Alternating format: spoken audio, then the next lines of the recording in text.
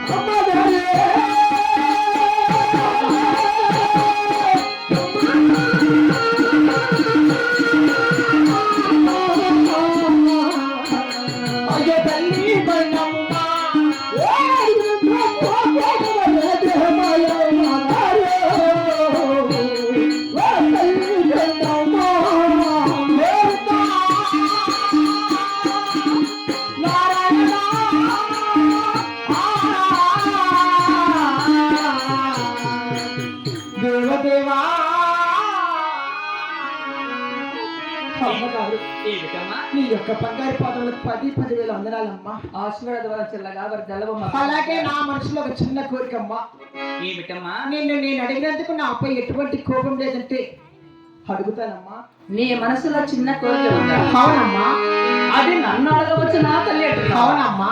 అమ్మా అడిగినందుకు ఎటువంటి సందేహం లేదంటే లేక పుట్టిన చిన్న ఆడబిడ్డము మరి నీవు అడగటము నేను కాదనటమా బిడ్డ? అడిగినందుకు ఎటువంటి కోపం లేదమ్మా. ఎటువంటి కోపం లేదమ్మా. అడగవచ్చునమ్మా. అది ఏ కోరిక అడగవమ్మా. అలాగే అడుగుతున్నామ్మా. గోవింద నారాయణ వైకుంఠవాస గోవింద. అయ్యో అమ్మగారు మాయమ్మ గారు తల్లి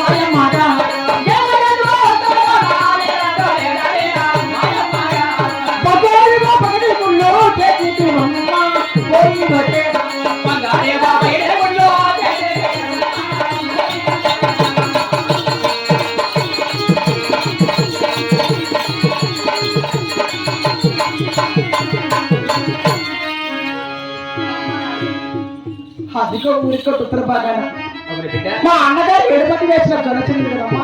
మరి వేశారు కదా జొన్నచెండు కవలి వెళ్ళాలని కావాలి దానికి ఉత్తరకాలని కేకలేసి గుమ్మతోలని నా మనసులో కోరికమ్మా. ఏమిటమ్మా?